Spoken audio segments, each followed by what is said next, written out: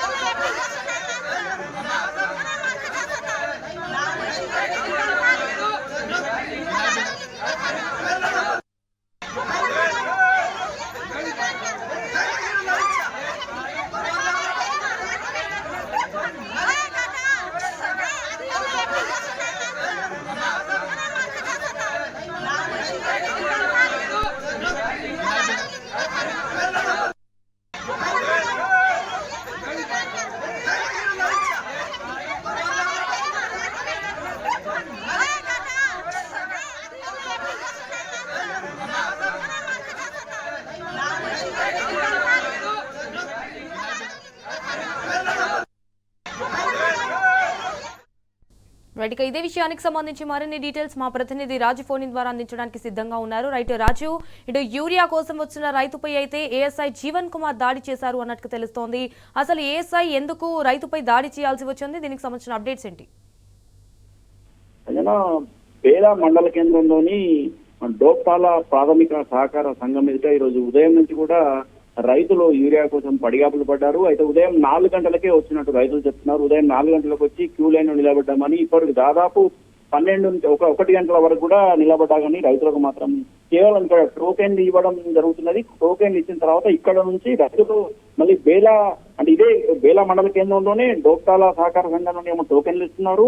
ఇక్కడ బేలా సహకార సంఘంలోని గోదాంలో యూరియాను పంపిణీ చేయడం జరుగుతుంది. అయితే ఉదయం నుంచి కూడా టోకెన్ల కోసం పడిగాపులు పడ్డ రైతులు టోకెన్లు తీసుకొని లైన్ లో నిలవడం జరిగింది.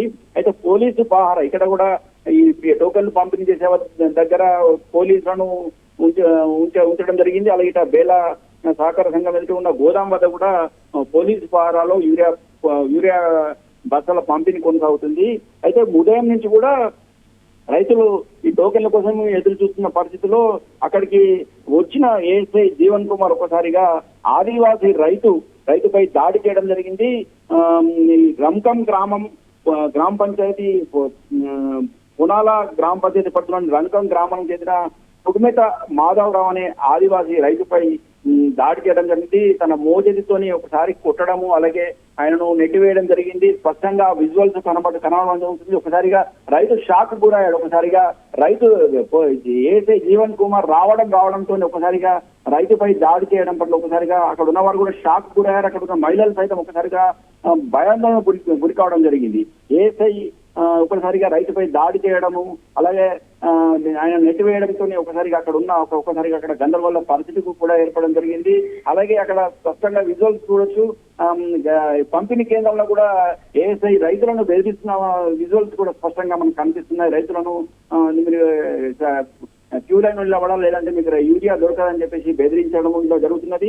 మొత్తానికి ఆదివాసీ రైతుపై ఏఎస్ఐ దాడి చేయడం పట్ల మాత్రం రైతులు ఆగ్రహం వ్యక్తం చేస్తున్నారు. తామేం దొంగతనానికి దోపిడీకి రాలేదని, తాము యూరియా తీసుకోవడం మాత్రమే వచ్చామని చెప్పేసి యూరియా కోసం అది కూడా ఉదయం 4 గంటల నుంచి కూడా తాము క్యూ లైన్ నిలబడ్డామని అక్కడ తమతో పాటు మహిళలు కూడా ఉదయం 4 గంటలకు వచ్చిన పరిస్థితి ఉందని, తాము ఉదయం నుంచి కూడా కనీసం టీ తాగకుండా, టిఫిన్ చేయకుండా, భోజనం చేయకుండా ఉదయం నుంచి కూడా తాము ఇక్కడ యూరియా కోసము పడిగాపులు పడుతుంటే ఏఎస్ఐ మాత్రం ఆదివాసీ రైతు యూరియా కోసం వచ్చిన రైతుపై దాడి చేయడం పట్ల మాత్రం ఆగ్రహం వ్యక్తం చేయడం జరుగుతుంది. ఇప్పుడు కూడా ప్రస్తుతం కూడా పెద్ద ఎత్తున అక్కడ యూరియా కోసము రైతులతో మహిళలు పడిగాపులు పడుతున్నప్పుడు కూడా కేవలం ఒక రైతుకు మాత్రము టోకెన్ ఇచ్చి 2 యూరియా బస్సులు మాత్రం ఇవ్వడం జరుగుతుంది. ఆ 2 యూరియా బస్సుల కోసం కూడా తాము పడిగాపులు పడుతున్నామని చెప్పేసి ఆగ్రహం వ్యక్తం చేస్తున్నారు. తనపై దాడి చేయడం పట్ల ఒకసారిగా ఈ కుడుమైతే మాధవరావు ఆదివాసీ రైతు మాత్రం ఒక్కసారి షాక్ గురయ్యారు. తాను అక్కడే ప్రశ్నించడం జరిగింది. ఏసీని కూడా తనపై ఎందుకు దాడి చేస్తున్నావు, తనను ఎందుకు కొడుతున్నావు అని చెప్పి అడగడం జరిగింది. ఈ జీవన్ కోరు మాత్రం దురుసుగా ప్రవర్తించడం తీరును మాత్రం ఇటు మండల ప్రజలతో పాటు రైతులు ఆగ్రహం వ్యక్తం చేయడం జరుగుతుంది. All right Raju, thank you for the updates.